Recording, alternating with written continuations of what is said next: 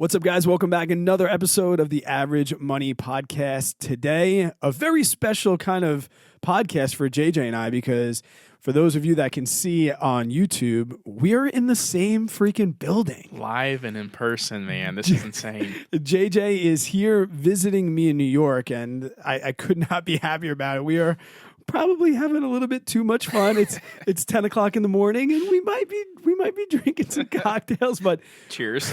But more importantly, guys, today we are going to talk about personal finance, and that's why we are here. Today we're going to be talking about 3 ways that we invest for financial independence, retire early, or it's commonly referred to as the FIRE movement. We're going to briefly touch upon, for those that don't know or need more clarification on what is FIRE, and then our own personal FIRE stories, and then the 3 things that we're really doing to create this FIRE community and this FIRE movement within ourselves.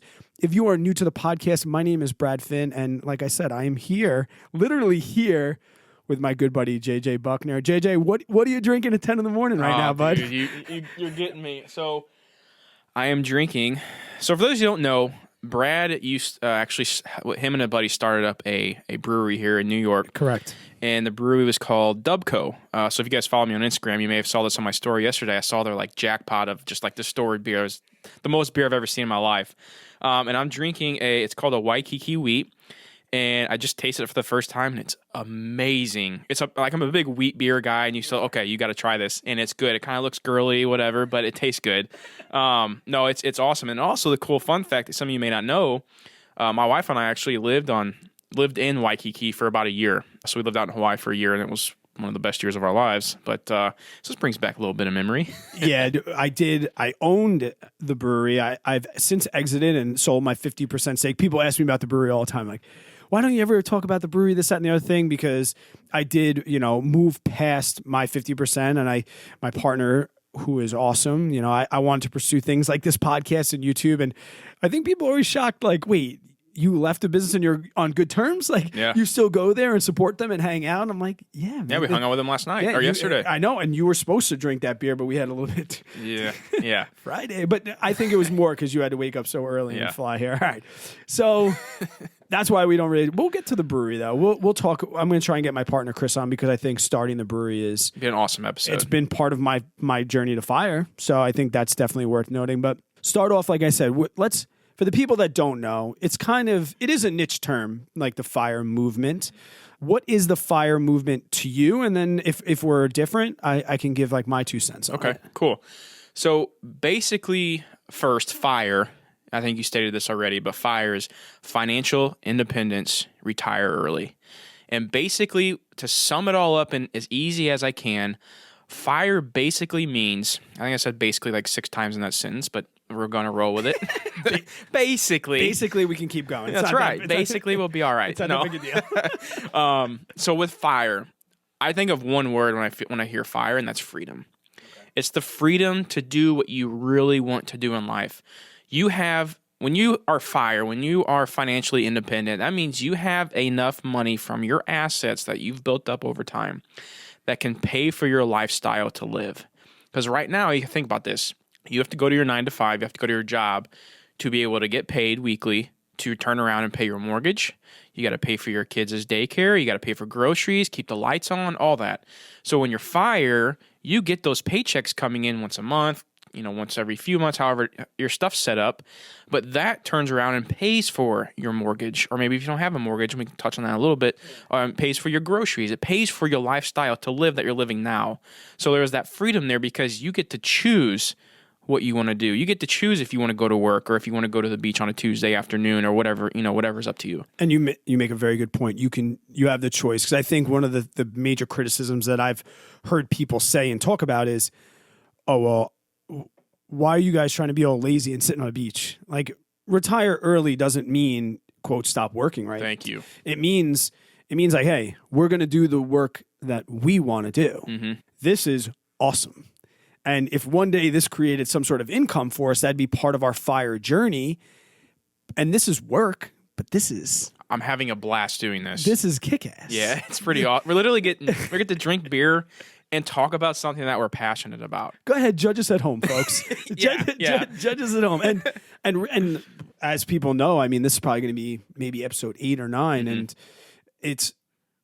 we're regular people. Yeah, literally. And We're people average dudes. People are starting to find out about the podcast that don't know about the YouTube channel, which is mind blowing to me. I thought it would all be our followers, but yeah, no, we're trying to set something up where we get to choose the jobs that we have, and it's harder or worse, or it depends on who you are, and those are kind of going to be the 3 things. But why should somebody consider this? Why is it something that's so important? Why are we saying, I want to pursue this FIRE movement and I want to become a part of this FIRE movement? What, besides getting to quote retire early, like we hear the why of FI. It's a catchy phrase, the why of FI. Why are you seeking financial independence? I said it best when I said the one word, and that's freedom. Okay. But to dive into that word a little bit, I love the fact that there is a possibility out there to where I have the freedom to take my son to Sky Zone. He loves that place right now where there's all the trampolines or whatever. If it's a Wednesday, 10 o'clock in the morning, where typically most people are at work, if I'm financially independent, that means I'll have the freedom to be able to say, okay, I'm not going to work today. I'm going to take my son to Sky Zone, and we're going to enjoy this day. Just dad, we call it a bro day. Bro day. We're going to have a bro day. Yep. So having the freedom to make the decisions that I want to make in life, and the most important thing to me in my life is my family, and I want to spend as much time as I can on this planet with my family, because that's one asset. You know, we talk about assets and everything. That's one thing we are never going to get back. Is time. And I honestly believe that time is the most important and valuable asset on this planet, on this life. Because think about it this way. The rich, the guys with the jets, flying their airplanes and all that, they're always trying to find ways to buy their time because you're never going to get more of it. So why... You know, I hear stories of people, and I'm not trying to bash anybody, but like I hear stories of people who have, you know, lived their whole life. They were miserable, depressed, doing things that they didn't want to do. And then when you get to your deathbed, you're sitting in your hospital, you know, bed, your family's around you, and then you think about everything and you start having regrets. There was those passion projects that you never started. Yep. Maybe it was like, oh, I really, really wanted to start becoming I wanted to open this bakery. Or whatever it was, because I love to bake. You know, like if you're that person, but you never took the chance, or you just never really fully committed yourself to do that, and then when you get to that 80-year-old, 90-year-old, 120-year-old, hopefully, when you're on your deathbed and you're thinking like, man, all these things I wanted to do, I never did. I never got to travel and see Hawaii or wherever it was. So when you have this financial independence, you're able to do those things. It makes it a little easier for you to take that risk to be able to do something that you're truly passionate about. And you mentioned like the death. If you don't believe that time is your most valuable asset, take like, I've heard that, I think Ramit Sethi said it. He's like, would you trade places with a 95-year-old billionaire? Oh my gosh. And it's like, huge. And it's that in itself, it puts things into perspective. Wow. If you're 95, would you, I mean, maybe you could be a billionaire, but I would rather be, and there's the level of contentment. Let me throw this at you. Okay. Ask that 95-year-old if he would rather trade places with the 20-year-old who's $20,000 in debt and just getting started in life. I guarantee you. He's gonna say yes just as fast as you'd say no to trading places with him. Yep. And for me, I think the time thing is very valuable. And unfortunately for me, I've had situations in my life where it put things into perspective. I lost both my parents young, and it wasn't till I started seeking my personal finance journey before I had kids. But I think my kids really accelerated that or clarified that point, because, you know, not a lot of people know, and I talk about my parents a lot, but my dad, he had a job where he could choose to work overnights. And my dad worked, and I know this now in perspective, but I didn't realize it when I was a freaking kid. He had enough seniority where he could pick whatever shift he wanted. He always picked the overnight shift because he always wanted to walk us to school. We're in the house that I grew up in, so you saw how close the schools are. My dad made it a point until it wasn't cool anymore. We're like, Dad, you can't bring us to school anymore. But he made it a point to walk us to school every morning. He made it a point to be my Little League baseball coach or be my soccer coach, even though he never played soccer in his whole life. And now with the kids, I'm like, wow. Like, and when my dad was really sick and my daughter was born, he was like, you know, I was really looking forward to like walking her to school. Just like I walked you to school and I was like, Dad, I am going to do whatever I can do to make sure that I can walk them to school. And those are the sacrifices you were saying. Like, if you want to take off and you want to bring Mace to Sky Zone or whatever, and you want to have a bro day, you know that, okay, the work needs to be done. You'll put in a night owl. Like, you'll put the kids to bed and you'll catch up on your work. Where if you have a traditional 9 to 5, you have 9 to 5 to get that work done. So it's not like you're blowing off work like, yeah, if it, no YouTube today. But it's okay. Now I get to make that choice for myself where I want to either do the work now or, all right, I'm going to take Mace. We're going to jump. And then at 1 a.m, I might be grinding it out. Yeah. And I think that's a choice that I'm willing to make. And I can be a night owl. And let's dive in because I think everyone now has a different path to get there. So you have to set a foundation. We just got off a call with Marco Zlatic. Yeah. So we just got off a call with Marco Zlatic. We know him better as Marco Whiteboard Finance. And he made a great point, which I never really thought about, was, before you do anything, have a pie of what you want, your assets, liabilities, and your investments. And I think that's the same for FIRE. Like we need to go into it saying, okay, is it time with your kid? Maybe you don't have kids. So you're like, Brad, what the hell are you talking about? Like, I don't need to walk my kid to school, but maybe it's, you want to be able to go on a ski trip like, I know a guy that joined the FDNY because when he was a teacher, the only time he could go skiing and snowboarding was on the weekends when it was packed. But when he worked for Fitney, he's like, I can go on a Tuesday. Awesome. So he changed his job. I get down a rabbit hole, but we tend to do that here on the podcast every now and then. Especially like, like after a long night of drinking, when the first couple sips sends you right back there. Sorry, students. Yeah. Sorry. Yeah. But we both have different like ways that we're getting there. But I think the foundation and the core of our values and the title of this podcast, the 3 ways that we're investing for financial independence. Let's talk about each one of those 3 things and how they're slightly different, but also very, very similar for both of us. Yeah. And I think you're right too about having a foundation because like the concept can sound cool. Oh, cool. I'm going to be financially independent. My money's going to pay for my lifestyle and I'm done. But yeah, there's a lot more to that can be overwhelming for the first person who hears about FIRE. But when you really break it down like this, it really is easy to understand just how you can do this. Now it's going to take time. Anything that's worth wanting or anything that's, nice to get, it takes a little bit of time until you can get there. So you have to be patient. But if you're willing to put in the work, your lifestyle could completely change in a matter of 5, 10, 15 years. Amen. So the first one, Brad, I want to touch on is what's the first way someone can really start investing? Let's say they're a 22-year-old kid. They just started their job. They hate working in the cubicle all day. I got $1,000. How should I invest it? Yes. Because our answers are the same. They are the same with this. and they don't want to hear it. No. They don't want to hear it. It's going to be in yourself. Exactly. Amen. So how does somebody invest in themselves? Well, if they hear that first time, they're like, what the hell are you talking about? Wait, you want me to give myself $1,000? Right. I have the $1,000. And when I say invest in yourself, and you can disagree, is there's certain things that you can do for yourself to set yourself up in the future. And depending on where you're at in life, that's going to change. So if you have $1,000 to quote invest in yourself and you have $2,000 of credit card debt, Brad's probably going to say the best way for you to invest right now is just to pay off that credit card debt. Agree. All right, Brad, I'm debt free. All right. Well, educate yourself. Knowledge is power. As a school teacher, it's going to be very, very hard for anybody to debate with me. Now, maybe I'm a physics teacher. Maybe physics isn't going to be the thing that makes or breaks your future, but the process of learning physics and the things like that. I got to touch on that real quick, man. You said knowledge is power, and I'll be honest with you. Me growing up, I hated learning just because I didn't want to take the time to do it, and that's something I really, really regret growing up.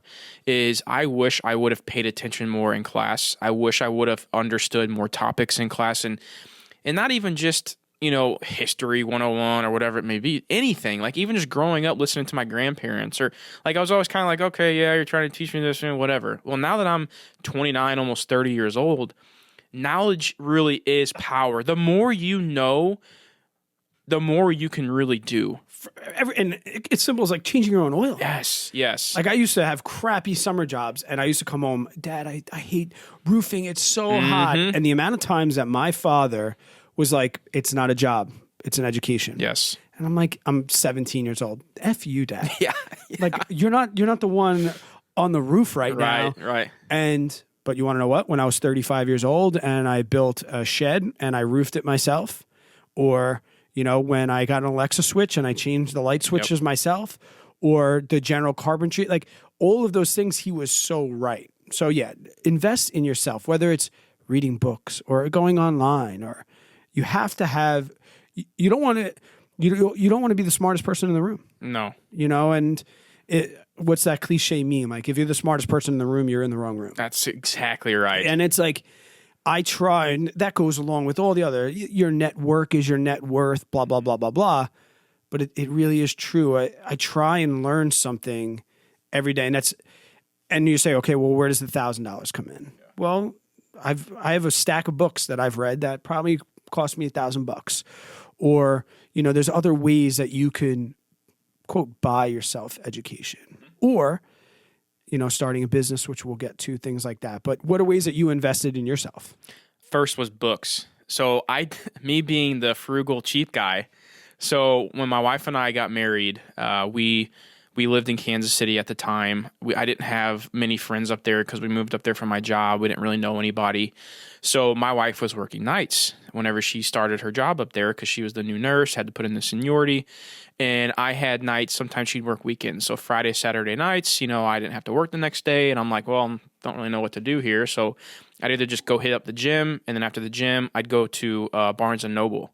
And I'd spend my Friday and Saturday night with a cup of coffee or a water or whatever and sit at their little book tables. Right. And I would just grab a book, and every Friday or Saturday I was in there, it'd be the same book. And I'd sometimes I even had like a little card or something I'd place in there. Sweet. Nobody touched this book since last week. Yeah, right. Well, I'd hide it somewhere. So I would hide it in Barnes & Noble so nobody would ever touch it. Luckily, the workers wouldn't find it, and I'd go grab it, flip to the page. I'm like, boom, we're in business. But that's one of the biggest ways I did. So it's funny you touched on books. And I would just start reading, and I think that's where I really first got educated on how to handle your finances, and learning about debt, paying off debt, and then investing, the stock market. We'll get all into that in today's episode. But and then also another way I guess I said I invested some money in myself was I started a side hustle. So I started, for those of you who are listening that don't know, I have a YouTube channel that's now my full-time gig, which even saying that just completely blows my mind, to be honest. Me too. It's nuts, man. But the fact that I took a chance, so I had a camera. To be honest, when I first started, I didn't invest any money. Mm-hmm. But as I started growing a little bit, some of that money of my own that I kind of threw into myself to help build the quality of the side hustle, I started this YouTube channel that I first was maybe more of a passion project because I became so obsessed with finances, and I needed that creative outlet to be able to talk about what I really was finding and learning about. Right. But as it started to grow, it started to make a little money. And then what you can do with that money on top of your income you're already making, because think about this, you're living a lifestyle based on your income. At least that's what you should be doing. So if you're living a lifestyle based on your income, and then all of a sudden you get an extra decent sized boost of income to come in, that's kind of like winning the lottery. Yeah, it is. Because all of that income you earn, you get to do whatever you want with it. Now, obviously, you could go blow it and, buy a fancy car or a new boat or whatever it may be. But if you use that to further enhance your financial status, or not, maybe that's not the right word, but enhance your wealth, your overall wealth and net worth. You're using money to make more money. Absolutely. Dude, it's unreal what it can do for you. And you mentioned that's like it started as a passion project, which was fine. But then you realize, and I did the same thing. Like I started with an iPhone, and then I got a USB mic, then I got a webcam. Then I got lights. Then I got a real light. Then I got a real camera. And those were all things that we invested in ourselves to make our product. But I don't think either of us started YouTube with the intention of this is what we're going to do forever. No but way. what we did find out is through education and through investing in our businesses and investing in our passion projects, so many people try and quit their W-2 job to do their side hustle. Yes. You had to go through many different steps and checks and balances before you said YouTube is my job. And I think people make that mistake. Like, oh, I'm going to make my side hustle my job. Well, it better be your job. It better become like income stable for you to become a job. And I love your YouTube channel. It's sick. Thanks, man. No, and we both have YouTube channels, and that's kind of like our side hustle. But I do want to say, like, there are other ways you can make a side hustle, to be able to earn that extra income. And I'm talking about from bare minimum, like, maybe you just want to go pick up a few delivery services through Postmates, or maybe you want to go work for, become a pizza delivery guy to pay some extra debt off, whatever it may be. That's investing in yourself. Yes. And I'll be honest with you, I will never look at another man or woman and judge somebody on how they're making money. I hear sometimes people are like, oh, I'm never going to go deliver pizzas. It's above them. I'm like, what? Yeah. What? I don't get that. I don't understand how somebody could say that. First of all, what the hell is wrong with delivering pizza? You know what I mean? I did it. Exactly. So, or maybe you don't want to go another W-2 route for a side hustle. So maybe you want to start up a baking business. I know a girl. My wife orders Etsy or whatever it is. So there's a girl who she's real good at like making cookies, like fancy cookies and decorating them and everything. And people order them for special occasions. She does that as a side hustle. It's extra income. Or maybe you want to start a lawn business for a summer. Maybe you're a teacher, and then you're off on the summers. We you're all like, lifeguard here. Everyone lifeguards or a mowing company or whatever you want to do. There's just so many ways. I know sometimes I think you and I get stuck on the YouTube end, and maybe some of our listeners have no interest in starting a YouTube channel. That's why I like to bring up those other ways. You can also do things short term. Like, yes. I know people that picked up Uber jobs just till they were out of debt. The day they were out of debt, they're like, F this, I'm never doing Uber ever again. Yep. And that's an investment in yourself. You're like, all right, I'm going to drive an Uber car. Maybe this is going to suck, but in a couple of years, that's an investment in yourself. Yep, you're putting off short-term gratification to be able to enhance your lifestyle down the road. Contentment. Yep, exactly.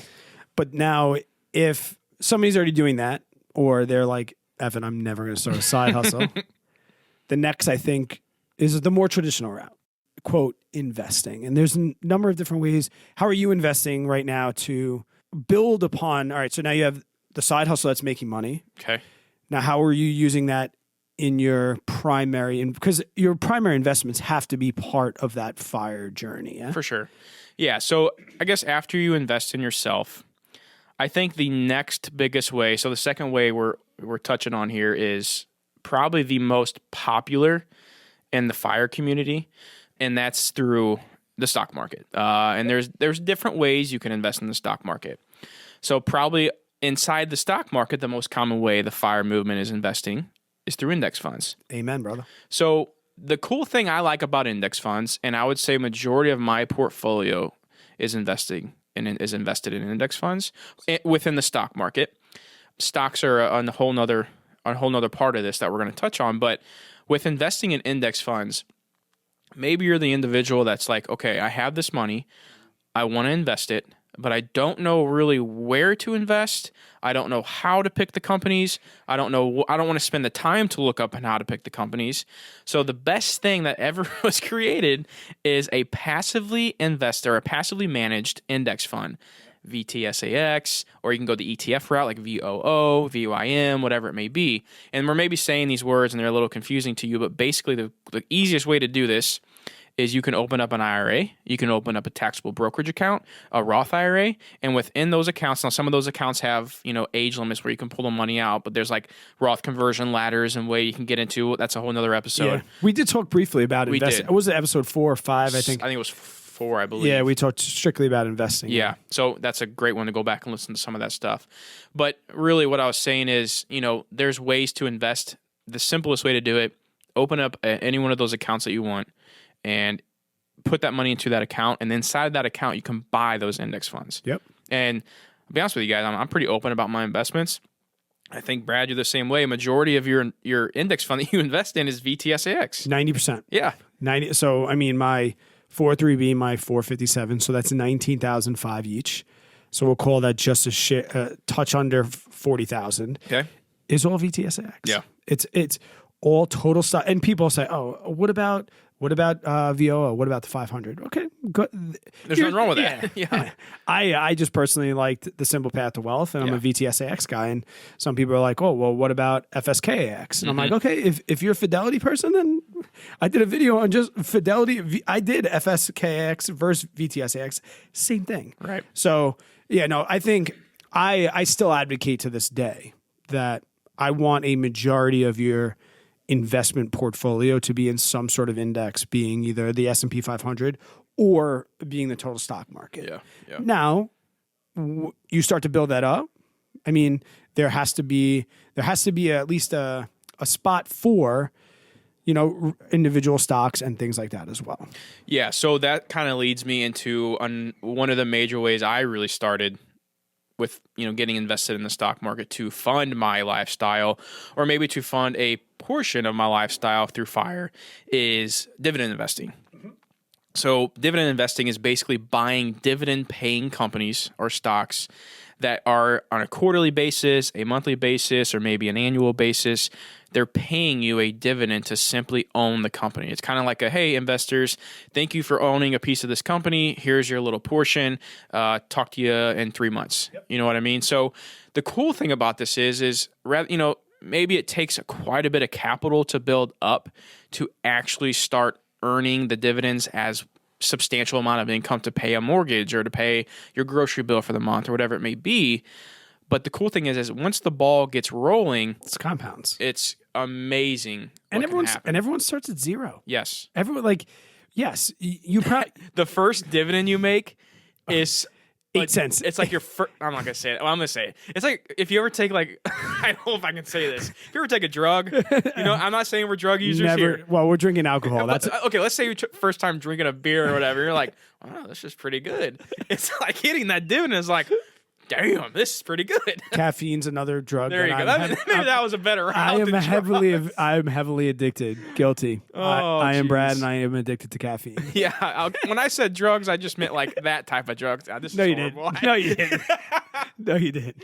Oh, you're into EDM. What do you tell the people all about it, Jay? No, but you're right. And it's probably going to be 7 or 8 cents, and you're still just fired up about it. And yeah, granted, to make $50,000 a year, you probably need $1 million portfolio. But you start at zero, and I think there's a debate between two: the dividend versus growth. So I think, and you can stop me if I'm wrong, dividends is pretty much if you want to build that and create that income that's every quarter, every month, regardless. But then you have your growth stocks, like my favorites are Visa, MasterCard, Microsoft, Apple, those types of stocks. Tesla, where you're investing in those for the gains later on down the road. The cool thing, though, is Apple and Microsoft, they pay us Visa. Small dividend. Yeah, so that's you're getting kind of the best of both worlds, and I love those companies. Dividend growth That's stocks. right. That's right, baby. They're dividend growth stocks. Yeah. So the cool thing about that is, one thing why I really like dividend investing, because I think mostly in the FIRE movement is a lot of people are talking about when they invest in the stock market, they talk about something that's called the 4% rule. Now, I don't want to spend too much time on that in today's episode. Maybe that could literally be a whole nother episode on its own. We could talk about that for a half hour. Easily. Yeah. So basically, real quick to sum it up, let's say you have $1 million portfolio invested in index funds.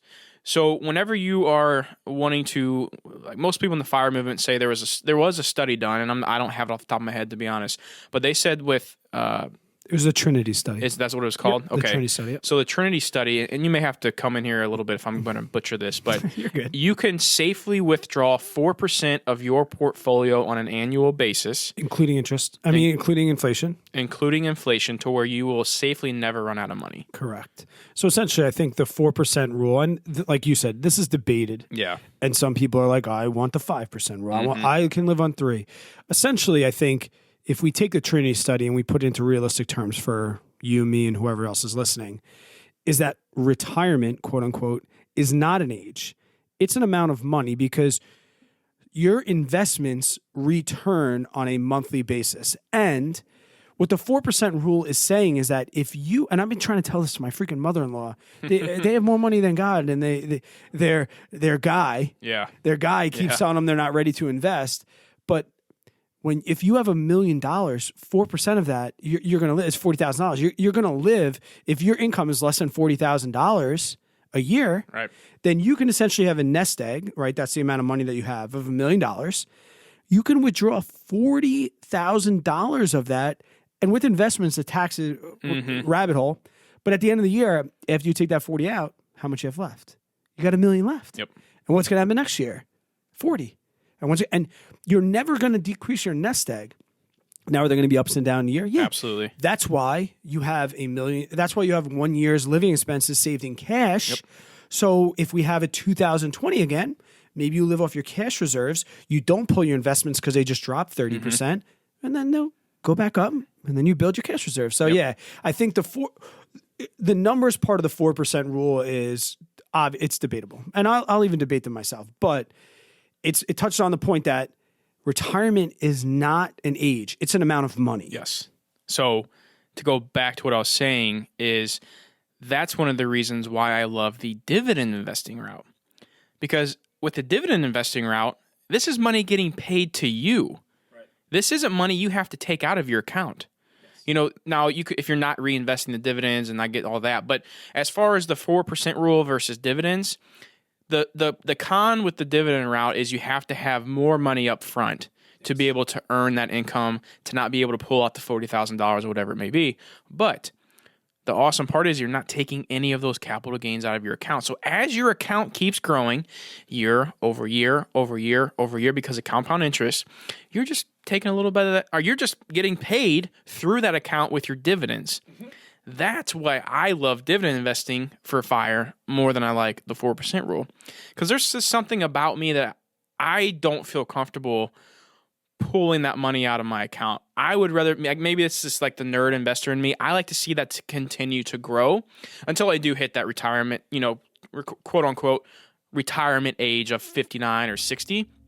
So with these dividends that are just coming in on a monthly basis now, when you have enough stocks built up that have a different ex-dividend date, right? And their dividend payouts get paid at different times, this is a consistent inflow of cash. And there's stocks out there that pay, I think the definition of a dividend stock, people will say like 2-3%. But I mean, for people that don't really understand what we're talking about as far as numbers, like right now, AT&T is trading at $28 and they pay a 7% dividend.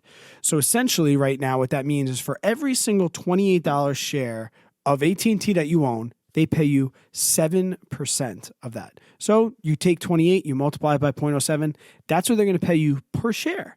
So as you start to build that up, well, now when you have 100 shares of it, so now you have $2,800 invested, and I only know these numbers because I invest in AT&T. They're paying you 40 and change a quarter. It's crazy. And you don't have to sell. That's what you're saying, like as far as you don't have to sell off your shares. Correct. You can just keep your 100 shares. And then if you have 1,000 shares, now it becomes $400. If you have 100,000 shares, it becomes $40,000 in just one company. Yes, and there's a cool game you can play with that is right now AT&T is trading lower than its average price. Mm-hmm. So every time a company trades lower, their dividend yield becomes higher. Right. Because, and I don't want to get into all the math details. It's not tied directly to the share price. So with that, if you know a company that pays a good dividend, has a decent balance sheet, is a good quality company, we're not talking about going and investing in 24% yielding companies that are going to cut their dividend next year. We're talking about blue chip.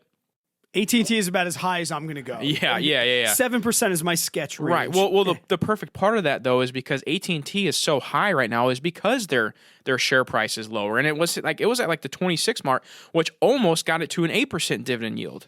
So if you would have bought AT&T at $26 and then their earnings came out, they had a pretty good announcement. The stuff's looking good. A wireless business is going well. It shot AT&T up another $2. Now your yield on cost is even higher because you bought in at that lower price to get that higher dividend yield. And we just use AT&T as an example. I know people are like, but they have so much debt. Listen, we're not analyzing AT&T. I'm just using them for a number standpoint. And they are paying off a lot of that debt though. Hey, and when they get rid of that chain, we'll talk side. When they get rid of that damn direct TV, I can speak a little bit like that damn direct TV. What were they thinking? But hey, every company shoots themselves in the foot. But we can move now. So we talked. All right, you can invest in yourself. Super cliche, not sexy. You don't tell your friends, "Hey, I bought a book. I'm trying to retire early." They're gonna tell you you're tell you're a loser. Then you can start investing in stocks, which is now you're a man at the dinner table. Like, how's your portfolio looking? Or a lady at the dinner table. Sorry, sexist. I know. I'm sorry for generalizing, but the third step is a form of investing, and it's all about creating this passive income. And I'm slightly jealous of your position, and I'll get there. Okay. Here's a great example, guys. So everything JJ is about to speak about, I am completely noob. I have no experience. I'm dabbling. But what I want you to know is, like, when JJ and I are having these conversations, we're not preaching to you. We're telling you about things we've done. And in this case, when it comes to real estate, JJ, you are above and beyond where I'm at. But I'm no expert. No, but that's the point. Like, somebody in the car is listening. Like, I'm still trying to fund my primary residence. Sweet, awesome. Work on steps 1 and 2, and then we'll get to third. And so your favorite thing, and I know you mention this a lot on the podcast, and we mention a lot in person, that you wish you could talk about it more on YouTube. But the damn algo, that damn algorithm. But your favorite form and what you wish you could get on top of the buildings and scream from the mountaintops. Is real estate. Absolutely. So we're going to talk real estate in a full episode as well. Yeah. Probably multiple ones. No, because there's many different ways. And me and you are both using 2 different ways right now, and you just started another. So we'll talk about that. But how is somebody listening in the car right now, like, okay, how are you making money? What does it mean to invest in, quote, real estate? So for a fire type episode, I'm going to lean more towards the way that most people can retire early through real estate, and that's through rental properties. So with rental properties, basically, to really sum it up, and I'm going to say this again, I guess my favorite word for today's episode is basically, for some reason. I literally keep saying that. I always say, especially you find these out when you edit. Right. And everyone at home now, it's going to make them mad. I'm always like, I think, you know what I think? I'm like, the amount of I thinks that I edit out of every episode. Yeah, no, it's fine. You can leave them in there. I don't care. Right. So, I think. Yeah. So there we go again. Basically, what I'm trying to say here. with real estate is how someone is able to retire early off of rentals is everyone knows through how rents work. You have a tenant that lives in a property, you have a landlord who owns that property, and that tenant pays that landlord a certain amount of agreed upon rent every single month. Let's say it's $500 or $1,000. Let's say $1,000 for easy math purposes. But in California, it's 10,000. I know, yeah. Sorry. Depending on the part of country you're in. So let's say $1,000 to rent the property you're living in. Well, that landlord takes that $1,000. If that landlord has a mortgage on that property, he has to take a portion of that $1,000. He has to pay his mortgage. Amen. With his mortgage is included on taxes and insurance, with everybody else's property. And then on top of that, sometimes you may have to call your landlord, come in, fix a water heater, or you got a leaky faucet, or doors uneven or something. There's little things you have to go in and fix, so that he has to take that out of that $1,000 as well. The cool part is if you did your deal right, you're going to have a little bit of leftover cash at the end of the month. Right. So let's say after mortgage, expenses, maintenance, all that stuff's taken account for, now you have $400 of true hard cash flow. And that's after all expenses are paid. So this is $400 that you get to do whatever you want with. Or let's say it's $500. Whatever, even if it's $1. Yeah. So now you made $1. Now you got, you're going to have to do the math for me. Now we have 10 properties cash flowing at $500. What's that? $5,000. $5,000. So now you got $5,000 of true cash flow after all expenses are paid, coming in as income that you can use for whatever you want. And I know I'm going to guarantee this. Majority of the listeners that are listening to this podcast, if you gave them $5,000 a month, they'd be able to live Set their for lives. life. Yep. Now, if we could, and you can veto this, you have a buy and hold. Mm-hmm. You are a landlord. Mm-hmm. Can you talk general numbers on somebody so you're in the suburbs of St. Louis? Yes.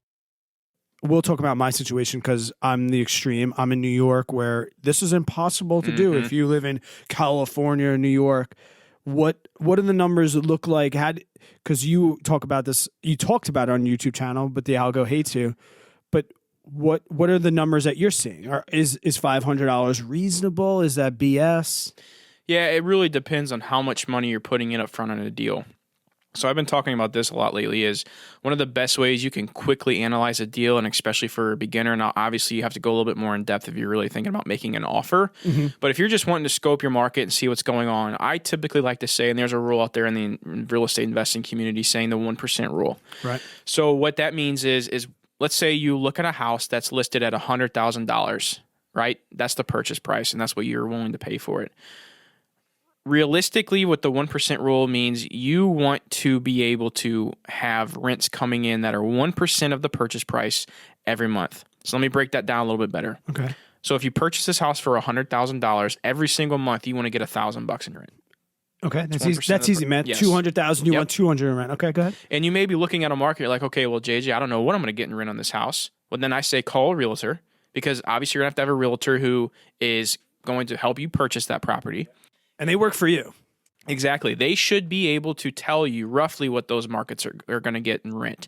And you want to find somebody who has worked with other investors, and you can call now. I recommend calling multiple realtors, and really you get an understanding of who really knows what they're talking about and who doesn't. Okay. And you can use some things like, oh, do you know what the 1% rule is? And if they don't, maybe go look for another realtor, because you can tell they haven't worked with a lot of real estate investors. Yeah, you're forthright. You're like, hey, I'm an investor. Yes. I'm not trying to buy a house. Right.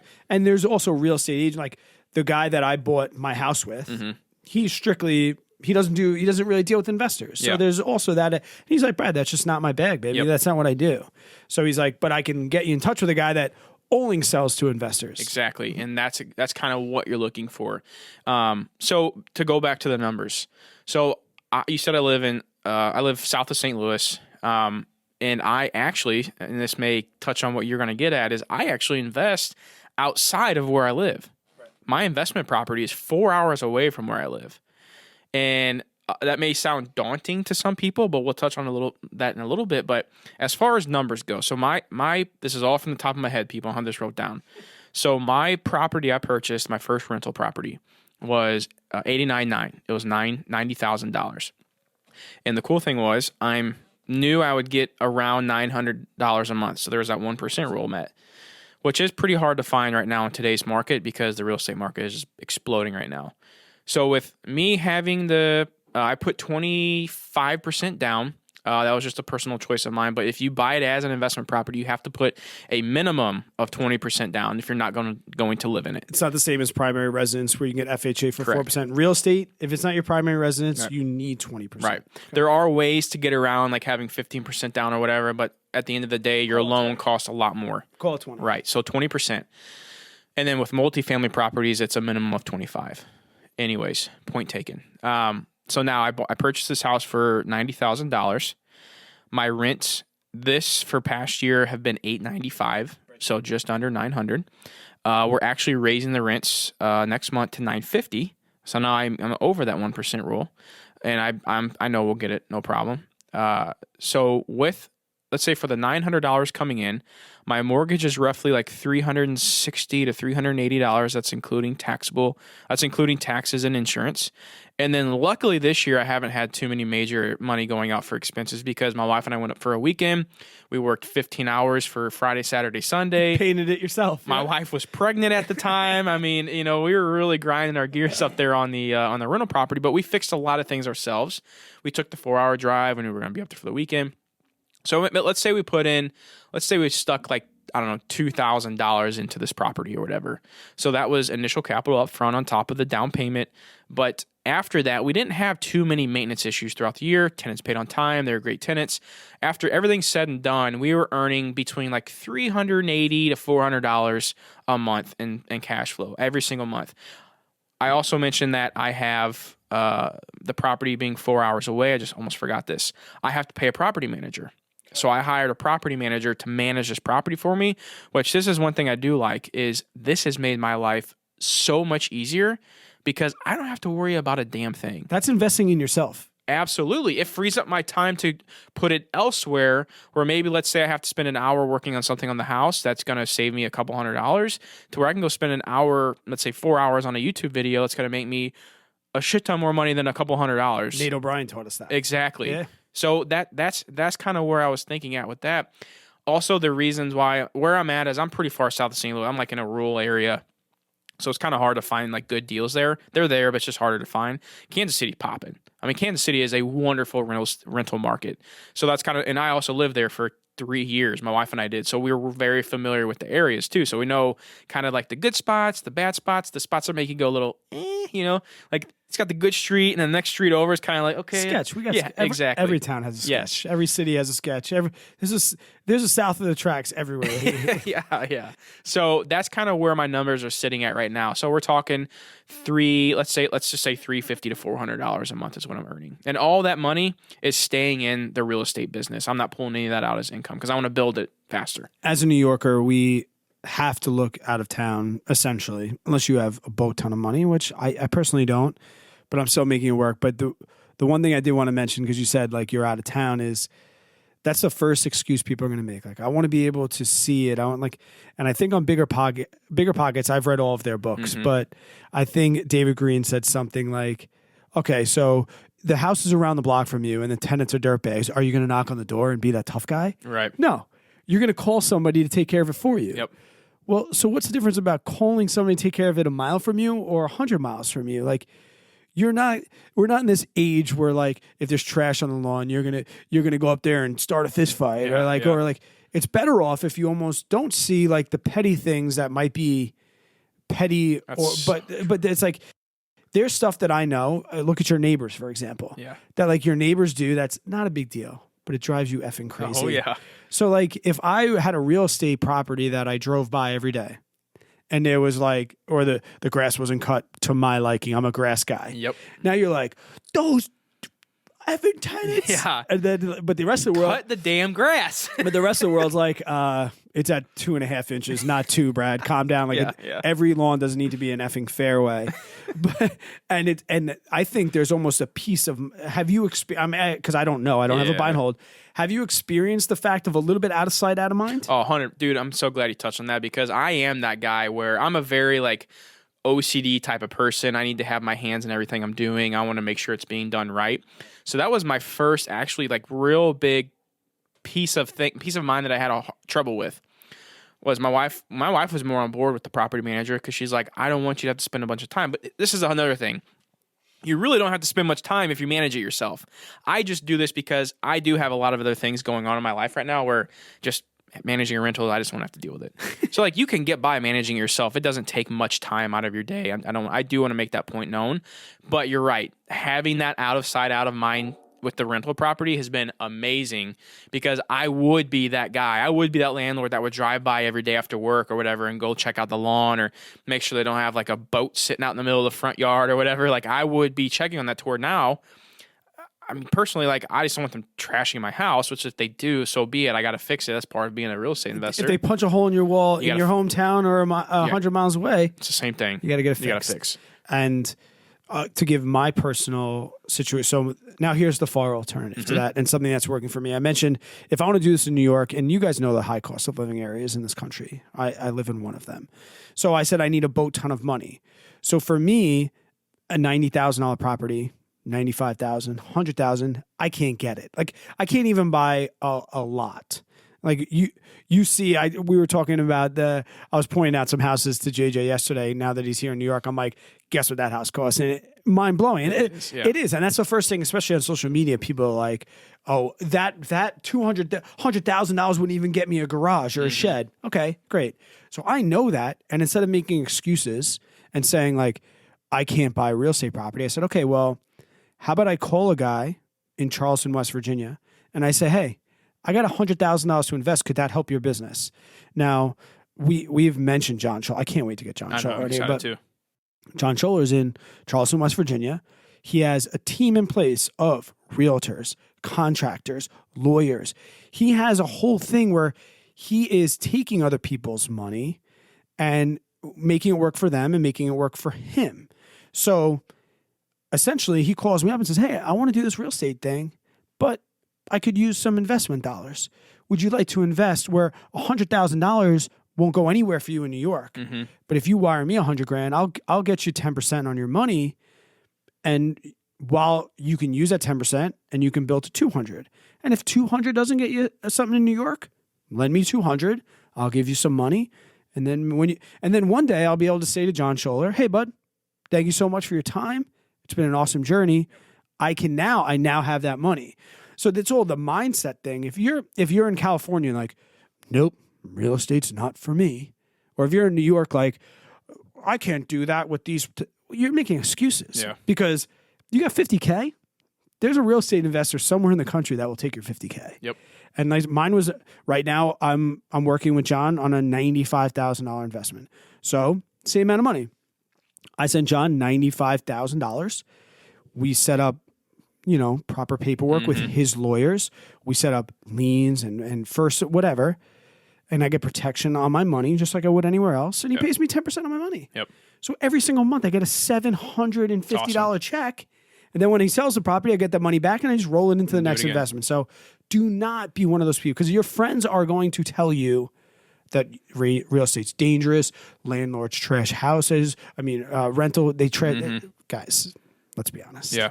People like to live in nice houses. I can't wait to get to real estate. And we've taken up people's time. Especially when in real estate, because... Well, I do want to say this quickly. In my personal opinion, especially speaking on FIRE and having, I don't think we mentioned this yet, and I really do want to say this, is real estate is the fastest way, in my opinion, that you can reach financial independence, because you have the power to leverage your money. Now, I'm not getting over leveraged. I'm going to be safe with it and, make sure I got my I's dotted and T's crossed. But with having this cash flow coming in every single month, like I mentioned on that example earlier, you got 10 homes that are cash flowing $500 a month. That's $5,000. That's going to pay your lifestyle. And if you get throw punched, you sell that house. Yeah. And there's $100,000 in your pocket. Yep. Or sell one and pay one of them off, and now you got more cash flow coming from that one property. Well, because you mentioned leveraging it off with a mortgage. Yes. If you still have that property in 30 years, now you don't have a mortgage. So your mortgage is $300. Now you went from, you can keep raising rents, but your fixed mortgage rate, your mortgage is going to be $300 until that thing is gone. Yep. So, dude, we talked. I feel like we finished strong on real estate. This is not a real estate episode, but it's all about the whole picture. Yeah, it's the big pie that we talked about earlier. Well, then real quick, Brad, I want you to run through again to wrap this all up. Yeah. What are the 3 ways to invest for financial independence, the FIRE movement that we kind of just mentioned on today? First off, establish the fact that this is a journey that you're going to do. And listening to this podcast is investing in yourself. 100%. Maybe you're just doing it because you like JJ's beard, but just listening to this alone is the first step. But invest in yourself. If you have debt, get rid of your debt. Put the don't worry about the stock market. Put it in yourself. Learn things. Get the journey started. Once you're good, maybe you're out of debt or you learned what you want to learn, start investing in some stocks, individual stocks. If you're more passive, then you want to go the index fund route. And then while you're doing all this, is not going to happen overnight. So while you're doing steps 1 and 2, it's not like, all right, I invested in stocks. Let's start learning about real estate today. No, let's start doing some baby steps. Yeah, let's start doing some Roth IRA stuff and reading some books from Bigger Pockets or listening to Bigger Pockets podcast. Before we get out of here, I hope that you brought a review that you would like to read, because I don't know if this is the first time listening. We take so much pride, and we always mention, like, please, and JJ's going to say, like, leave a review. There are certain podcast streamers that don't allow you to leave a review. So many people are like, how do I leave a review on Spotify? You can't leave a review on Spotify yet, but you can, and go over, even if you listen on Spotify, you can shoot over to Apple. It's one of the things that we really look forward to most, because it really, we're doing this out of labor of love, and we're doing this to be teachers. And when we hear that we are helping people and changing people's lives, it's awesome. Take it away, JJ. So this review comes from hello #Q. and it says, amazing podcast, simply put. 5-star review. These guys are amazing. 2 average guys, not millionaires showing off their wealth. I've been watching their YouTube channels, and now here I am on the podcast. These guys make a great combo. Love listening to you guys at work. Beautiful. Yep. I love it. That's one of my favorite things is like getting new reviews, seeing what somebody says. I love it. And it's not to like we're not saying this because we need you to tell us like how much you really like us. Right.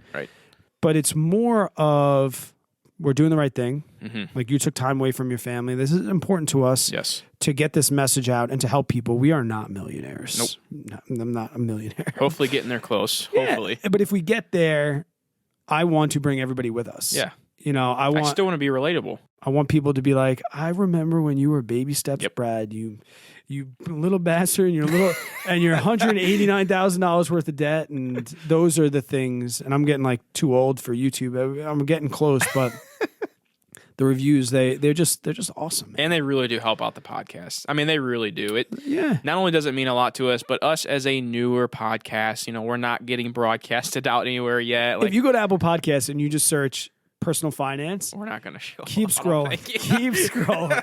We haven't made that cut yet, but God, I hope we get there. A lot of our listeners are from YouTube, Yeah. and those are our OGs. Those are our real people. You know, cheers to that. But the guy that is going for a run today and wants to try a personal, like the reviews are what's going to really stream that in there. Yep. And we've been reading reviews, and we're not like picking like, oh, this was the best review we got this week, but we'll get to them all. Yeah. And then hopefully one day we'll have something to give away. We'll give away stuff for. Yeah, that'd be cool. That's a good idea, actually. We enjoyed having you guys. I hope you guys enjoyed this as much as we enjoyed it. And we'll catch you on the next one.